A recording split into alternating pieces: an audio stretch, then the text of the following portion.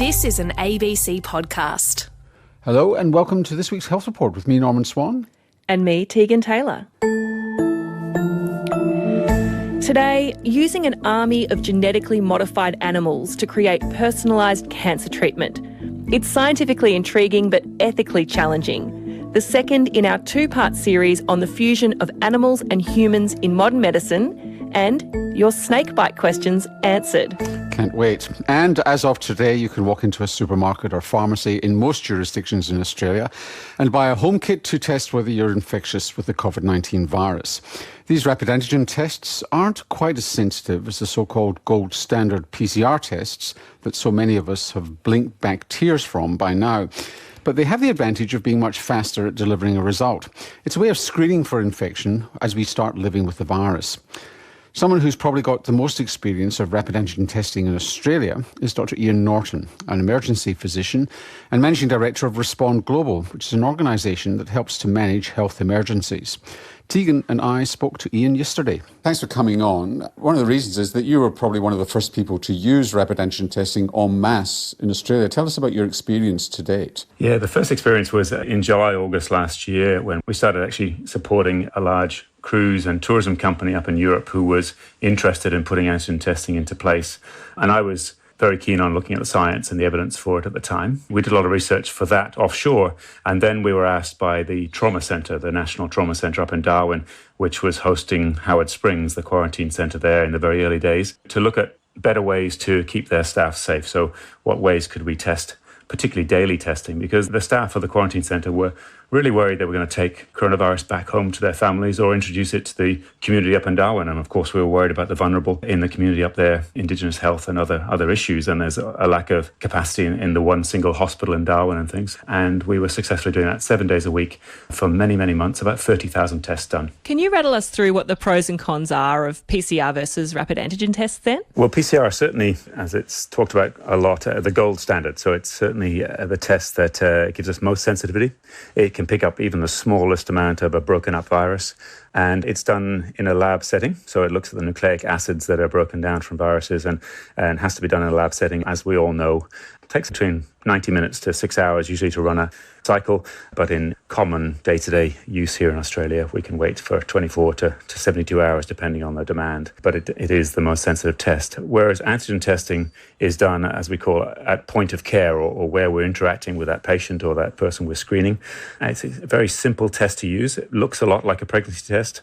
It takes a couple of little steps where we mix it with some fluid, where the participant can do that themselves, put it on a little strip, and it gives us a result in between 10 and 15 minutes. So a totally different form of testing. And what it's looking for is the protein that's around the virus, so a whole virus. In fact, it's probably the best test of all to check whether you have active whole viruses that can infect other people. So it's very, very good at checking for infectivity. It makes sense that you could use them in a situation where people are at high risk of catching COVID, like someone who works in a quarantine facility. What's the purpose of having them available over the counter for home use? Well, we should look at the UK, Europe and the US for that question. That's really, I suppose, that very overused term of living with COVID. It's become part of normal life, and a bit like, I suppose, having the flu or something else.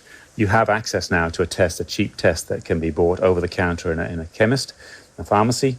People are using it to test themselves so they don't put others in danger. Let's say they have vulnerable older parents or people at work that they want to stay out of work if they have any chance that they have symptoms consistent with COVID. So therefore, they use these tests for those purposes. I think that's where the government want us to go by this release. But for me, it's missing one or two steps in between that. So we're still now only really rolling this out on a mass scale in businesses in places like meatworks and supermarket distribution centres and all sorts of other important places, which we all rely on. High-risk settings. Yes, but also part of our fabric of life. We need to make sure that all those things continue so we can continue to live. But at a home level, I'm not sure we fully talked through what we're going to use it for here in Australia. So just give us an example, because I think you're working with a meatworks in Melbourne at the moment. Yes, several meatworks around the place. This is country Victoria, and there's certainly an example of an outbreak that occurred during the week. PCR was brought in, obviously, when we had the first case. But to give you a practical example of how the challenge of having a result only the day or even 2 days later, we instituted rapid antigen testing, and that picked up about 6 people on the day of that testing, and they were sent off for PCR tests, which were confirmed, whereas if they had waited for the PCR, they would have allowed those 6 people into the factory and then had further spread. It's a real issue. We actually have 7 times prevented outbreaks in the aged care sector in Sydney during the recent outbreaks there as well. So documented screening has stopped an outbreak within an aged care facility, which is really important. And what about international travel? Can it be used there more judiciously? It's already massively used. You fly into Charles de Gaulle Airport in Paris or many, many other airports in Europe, for example, and you will be rapid antigen test at the arrivals hall, and you would have had that done for the last 12 months or more. So if you're talking to just a punter in the general public today about why these things are suddenly on supermarket shelves and in pharmacies, what would you say to them to sort of what to expect next with these rapid antigen tests? First of all, there are 25 to 30 of them on the market, and not all of them perform in the same way.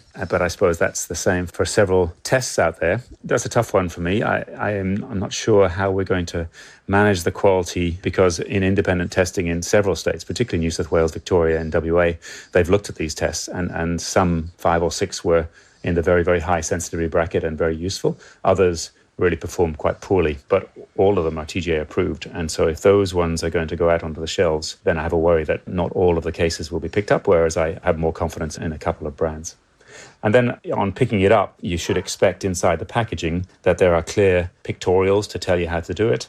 There are some helplines and videos and things you can watch from that company to instruct you even further if you need that. And then to say to you that please, please, please make sure that if you do this test at home and you're doing it for the right reasons, as in you've got some symptoms, you want to check that it's not COVID, or you're going to somewhere risky, you're going to meet a vulnerable loved one or whatever it's going to be, or going to a workplace, that you have a system to go and get a PCR diagnosis test or diagnostic test if you were to ever go positive on this particular test, because it's not perfect, but it is a great added tool, and it does give you more surety if it's negative. And if it's positive, then you've got a 99% plus chance that it really is positive. And just finally, beware of just the single test. If you're, say, visiting an elderly relative on a regular basis, you've really got to do it 2 or 3 times a week to be sure. Yes, absolutely. And that's same for anybody who's thinking about putting this in place for maybe they own a small cafe and they've got a few staff, and should you organise this for your staff, for example, look at least twice a week. Ian, thanks so much for joining us. Thanks, Tegan. Thanks, Norman. Thanks. Dr. Ian Norton, who's Managing Director at Respond Global. You can find a longer version of that interview on CoronaCast via the ABC Listen app or wherever you get your podcasts. When someone is diagnosed with cancer, their doctor often has to take a punt on which chemotherapy drug might be most effective. With common cancers, clinical trials have made it pretty clear which work best. But even the best drug overall won't be the best for everyone. With rarer cancers, sometimes there aren't clinical trials to draw on. So research teams around the world have been creating armies of animal proxies to help guide cancer patients' treatment. This is the second of 2 features from ABC Science journalist Carl Smith about how animals and humans are being fused in modern medicine. In 2016, a 49-year-old woman presented at the Cleveland Clinic in the US state of Ohio with severe pain in her abdomen. It was found to have a large lesion in her liver. It was thought to be a tumor of endometrial origin. When doctors found her tumour, they realised it was rare and aggressive and likely to spread. The standard of care would have been a surgery followed by chemotherapy. This is Mohammed Abazeed, an associate professor at Northwestern University in the US. He soon joined the patient's treating team to try to figure out which chemotherapy drug was most likely to help the woman. Now, this particular subtype of endometrial cancer called clear cell carcinoma are quite rare. So there are only hundreds of cases per year in the US, and so randomized controlled trials have not been completed. So picking the right chemotherapy was a bit of a shot in the dark. The standard of care was really extrapolated from other endometrial cancers, and the outcomes were so poor that there was suspicion or question regarding the efficacy of that chemotherapy. The patient had extensive surgery to remove the cancer, but scans showed it had spread. She had weeks of recovery ahead before chemotherapy could begin. So Mohammed and his team decided to use this time to try a radical new way of figuring out which treatment might be best for her. His goal was to create an army of animal avatars. They began by taking some of the tumour that was removed from the patient and injecting it into a mouse. That tumour is injected in the flank. If there is a bump in the flank of the mouse, that means the tumour is beginning to grow and is engrafted. This is known as xenografting. In other words, taking foreign cells or tissue from one species and grafting it onto another. It's just one way human and animal tissues are being combined in modern medicine, sometimes controversially, to try to find new ways to save people's lives. The mice Mohammed Abazid uses are genetically modified to allow the foreign human tumour cells to grow. The mouse lacks an immune system, an adaptive immune system, and so the ability to reject the human tumour is significantly diminished because they're immunosuppressed. Mohammed and his team grafted the patient's tumour onto a dozen mice. And we were impressed by how quickly the tumour developed. And it occurred to us that this could potentially be an opportunity to test the avatar model. In an ideal world, researchers would have tested various cancer drugs on other people with this patient's type of tumour. But for rare cancers, it's much harder to find enough patients for trials. Plus, each individual's cancer might respond differently to drugs anyway. The avatar model is a form of personalised medicine designed to test various chemotherapies on an individual's cancer after it's been grafted onto a bunch of mice. It's better known as a patient-derived xenograft, or PDX model. We decided to conduct essentially a clinical trial in the mouse cohort. There was an exchange with the clinical team regarding what potential therapies they would consider, and so that really guided our mouse clinical trial. And so we decided on a few agents that her physician said may be under consideration. The patient needed about 4 to 6 weeks to recover from her surgery before her doctors would start chemotherapy. So Mohammed's team knew how long they'd have to test the drugs on their PDX mice. We tested 3 distinct compounds initially, one of which would have been the backbone of the standard of care. This drug is called cisplatin. And it turns out that the mouse did not care that it was receiving that drug. So the patient's tumour in the mouse avatars was resistant to this drug. But it did respond to the other drugs that were tested, called neratinib and gemcitabine. The other genotoxic gemcitabine had a substantial response, and the neratinib had also a moderate to significant response. This avatar trial took 5 weeks. So just as the patient's doctors were getting ready to begin her chemotherapy, Mohammed handed them his results. They decided to give the patient gemcitabine, the clear winner from the PDX trial, and not the traditional standard of care drug. But Mohammed's job wasn't done yet. We wanted to assess how well does this model perform if it is being treated in parallel fashion with the human, and can it predict not only initial responses, but potentially resistance to that initial response, and then ultimately secondary responses. Cancers change and mutate over time. Sometimes they develop resistance to first-line therapies. So when we took the gemcitabine-treated mouse and continued to give it gemcitabine over time as the patient had received that therapy over time, we saw that one of the mice had developed resistance to that drug. So this suggested to us that this tumor in some parallel universe was likely to eventually develop resistance to this drug. And in fact, the patient, after several cycles of gemcitabine, had developed resistance and had progression on her imaging scans. We went back to her physicians and said, what additional therapies could you consider? They said the next drugs they'd try were called paclitaxel and neratinib. So Mohammed xenografted the now resistant tumour onto more mice and began the second stage of his PDX trial. We tested whether the patient's resistant tumour, or rather I should say the mouse-resistant tumour, would respond to paclitaxel, and if there was an additional advantage to adding this experimental drug, neratinib. The mice did respond to paclitaxel. We saw a more significant response with the combination, suggesting that this particular tumor was responsive to those second-line therapies, And so that's ultimately what the patient received. So did all this work, testing drugs on an army of mice with the patient's tumour grafted onto them, actually help her?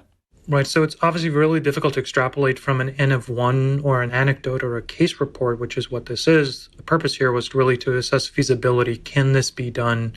So in 2016 was when she was diagnosed. So we're looking at a 4-year disease-free survival from the time of diagnosis, which is pretty impressive for a rapidly proliferating aggressive tumor. He says this was the first time a patient-derived xenograft model had been used to actually help guide a patient's therapy. There have been other reports prior to this in which retrospectively the avatar models were treated after the patient had been treated, but in a prospective fashion, it's our understanding that this is the first time that that's been done. Mohammed Abazid is keen to point out that the mouse avatar trial didn't save the patient's life, but it may have helped guide her doctor's decisions. Even so, it shows the promise of PDX models. They could limit exposure to harmful, ineffective chemotherapies, and they could find better drugs faster. But they're not without their problems, including cost and time. In fact, the idea of using PDX models has been around for a while, but it was quickly swept aside by another option. So we've been xenografting human tumors into mice and other animals for well over 5-6 decades. However, the cost of working with cell lines grown on plastic really nominated cell line derivatives as the main mode of experimental biology and molecular biology research. But testing chemotherapies on cells grown in a dish hasn't proved very effective at predicting how a patient responds to those drugs. One reason why is that these cultured cells are exposed to a very different environment to what's in a living creature. And this has left room for patient-derived xenograft models to make a comeback. So there's been several reports that span about a decade that have suggested that the correlation is actually quite excellent. We know that's not the case for cell line derivatives. Several studies have now shown mouse PDX models match patient responses to chemotherapies around 80% of the time. According to one researcher I talked to, cells cultured in a dish match up about 25% of the time, at best. Plus, Mohammed Abazid says PDX cancers in mice mimic the patient's cancer by remaining genetically similar and showing similar expression of those genes.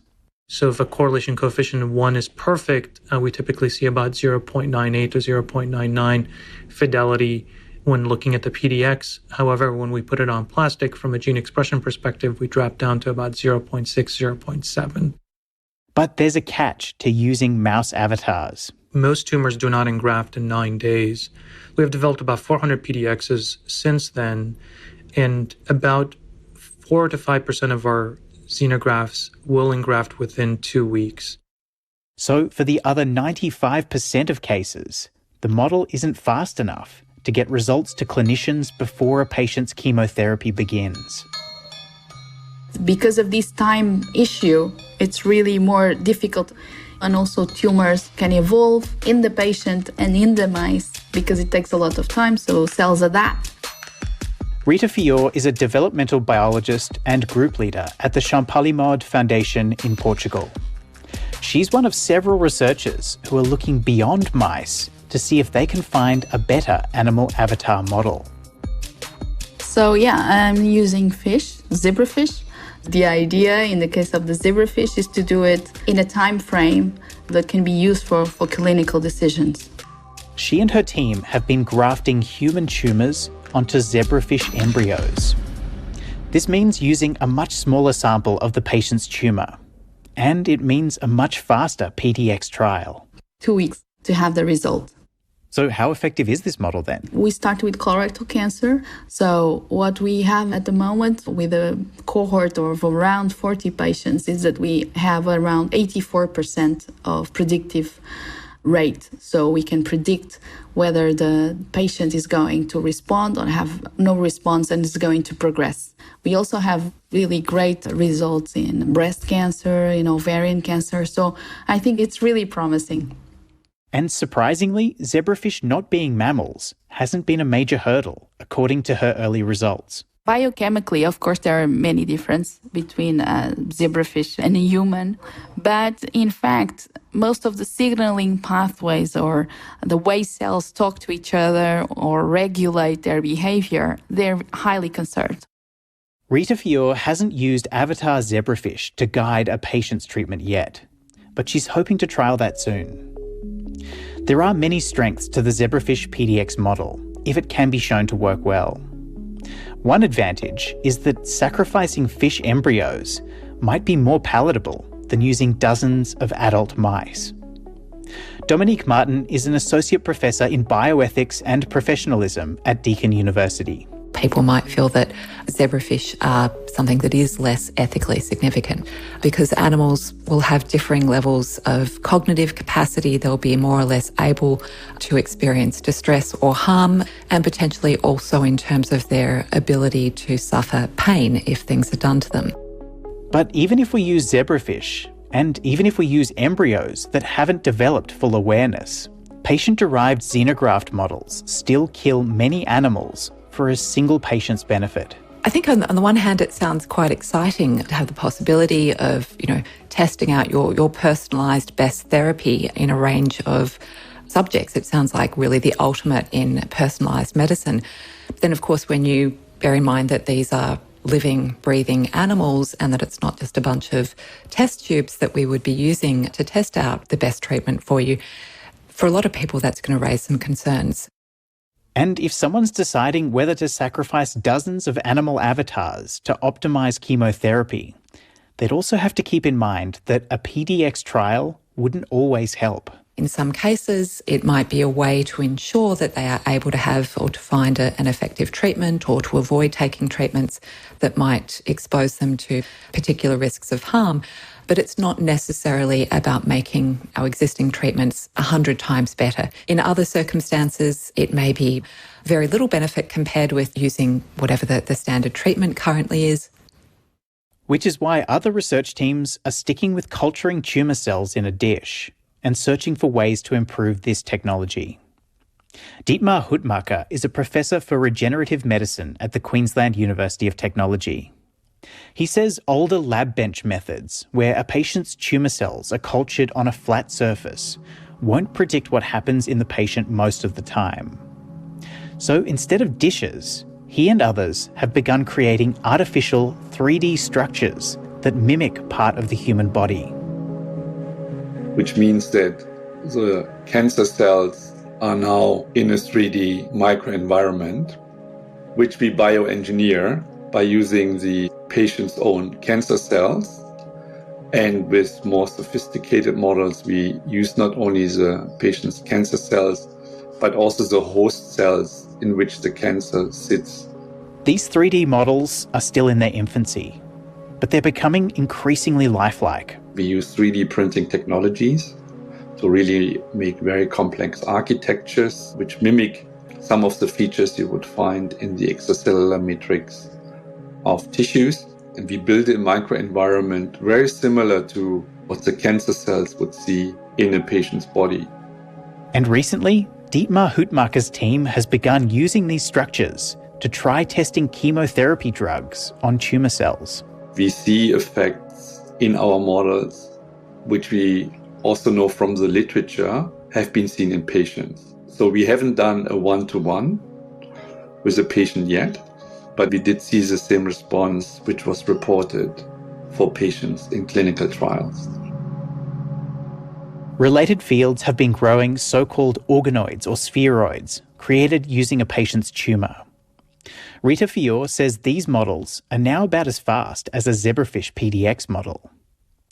But it's still too early to say whether any of these artificial models, not using an animal avatar, will match the 80% predictive rate we've seen in some early PDX studies. In vitro models, the complexity of the in vitro model is really provided by the researcher, right? You put all the different cocktails of drugs, cocktails of growth factors, and it's the researchers that control the growth of the tumor, right? when we put in the fish or in the mouse, it's really the tumor that gives the instructions. If we have alternative models that don't require the use of animals in ways that would be harmful to those animals, as an ethicist, I think, well, that's a no-brainer. If that's something that we could do just as effectively, but that's not always something that we can predict with certainty, particularly in the early stages of research, what will be the most effective models. Dominique Martin says all of these models should continue to be tested and compared, and not just in terms of how effective they are, because all of these models are expensive and time-consuming. And it's not clear yet who would actually pay for an individual's army of avatars. We usually want as many people as possible to benefit in order to make the research worthwhile. If the treatments are only going to be available to selected individuals or particularly privileged individuals, then we have to worry about whether we should be doing it in the first place. That was the second of our features about chimeras in medicine, both produced by Carl Smith. Make sure you go back and listen to last week's episode about organ transplants. Yeah, a great series. Now, we had a big response to our recent item about snake bites. That was on the Health Report on October 11th. We thought, what a better way to answer some of these questions than to put them to the expert herself, Christina Zdanek. Tegan, you're going to channel Christina in answering those questions. But the first question comes from Melanie. I'm an emergency doctor at a large regional hospital in New South Wales where we deal with lots of snake bites. We have an eminent toxicologist on staff, and I've also been involved in writing one of our snakebite protocols. I listened with interest to your recent interview with Dr. Christina Zdanek regarding snakebite treatment. She mentioned that patients should insist that the bandage be taken off slowly over 1 hour. This is not standard practice in Australia. Does she have any evidence for this? I'd be really interested in this and possibly amending our protocols. Well, yes, I am channeling Christina because we put these questions to her and she wrote back via email. Of course, Christina is a toxinologist at the University of Queensland, and she says the fact that slow bandage removal in hospital is not standard is one of the reasons why she wanted to make this piece, because there's no paper about this topic because we can't study it in humans. We've got to rely on the principles of snakebite first aid and some clear snakebite cases where a rapid onset of symptoms developed after a quick removal of the bandage. And she says, number 3, common sense. So she says keeping the bandage on does no permanent damage, and removing the bandage over the course of an hour enables a gentle increase in symptoms. And she does offer to discuss for more further training if anyone's interested.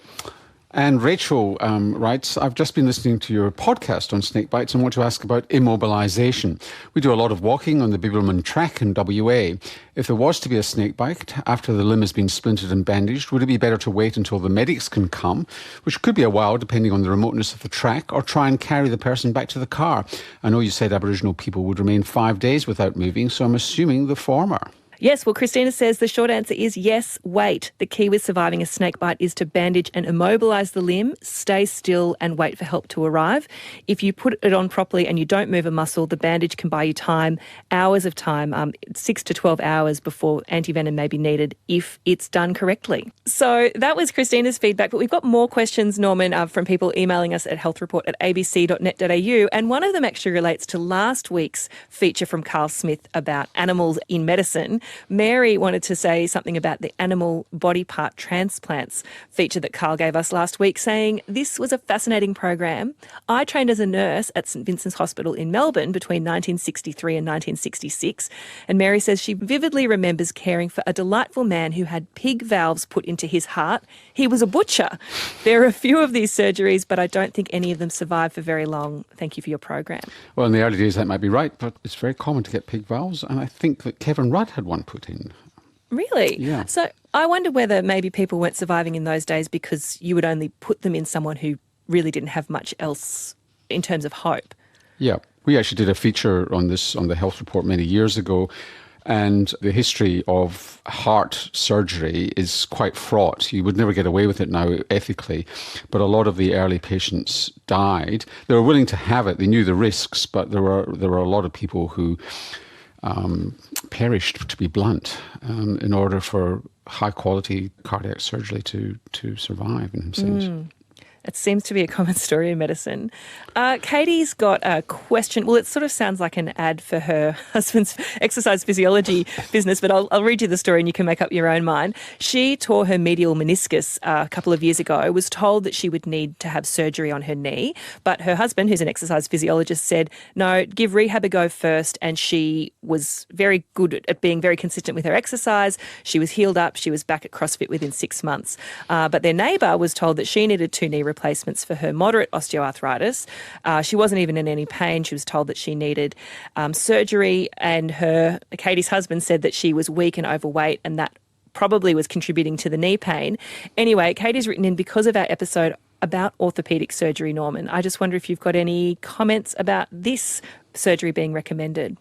Well, look, what we said then was, if you take, say, torn meniscus, that's the cartilage, little wafers of cartilage that sit inside your knee joint.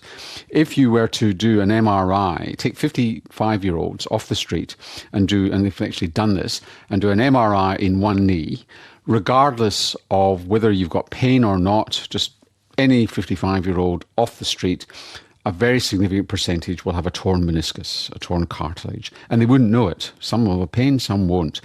It's almost a normal part of ageing. I just think one has to be careful, and when we were talking to Ian Harris on the show, he was, in a previous episode actually, he was actually talking about how hip replacements are much more reliable in terms of getting benefit from them when you need it.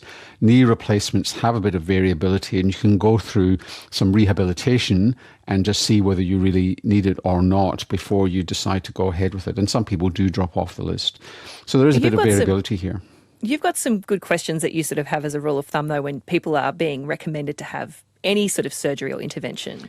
That's right. So the questions are, first of all, what are the chances of benefit? What are the chances of harm? What alternatives are there? And what happens if you do nothing? Yep. That's all that part of patient-centred care and people being really informed in their decisions. And also, what are your expectations? Because if your expectations are that I want to run a marathon, there might be a different process that the surgeon would go through with you than if I just want to get rid of the pain, because sometimes getting rid of the pain is not the result you get from a knee replacement. You might get a reduction in pain. So there's a lot of expectations to be set, and there's not a surgeon who doesn't want you to get better as a result of the operation for it to be worth it. Absolutely. And one more question from David, who says he recently caught a news item on another program, I think, citing a new study into the effectiveness of low-dose aspirin as an adjunct therapy to prevent CVA. So CVA is cerebral vascular accidents, so that's stroke, around the CVD, which is cardiovascular disease. Yes, so he goes on to say some GPs prescribe aspirin, statins, antihypertensives as the gold standard for heart health. And he was wondering about earlier reports that enteric-coated aspirin was beneficial in limiting colon cancer. I think he's just sort of wondering what the role of aspirin is in medicine at the moment. Okay, so aspirin, if you've not had, say, a temporary stroke or a stroke itself, and it's got to be a clot-based stroke, then there's no benefit from aspirin. In other words, if you just take aspirin because I'd like one day to prevent myself having a stroke or indeed a heart attack, but you've got no evidence of heart disease, you haven't had angina, you've not got a stent, you haven't had a heart attack, and you haven't had a temporary stroke or even a significant stroke, then there's no benefit from aspirin in that situation. There's been a very large Australian and international trial done on that, which we had on the health report. Where aspirin does help, and it's almost an imperative unless there's really strong indications that you shouldn't, is if you have got a sign of heart disease. Just to repeat myself, it's angina, it's a stent, you've had to have an intervention, or you've had a heart attack, or you've had a temporary stroke, or a stroke itself. So those are the situations where aspirin is incredibly useful at low dose, 75 or 100 milligrams a day.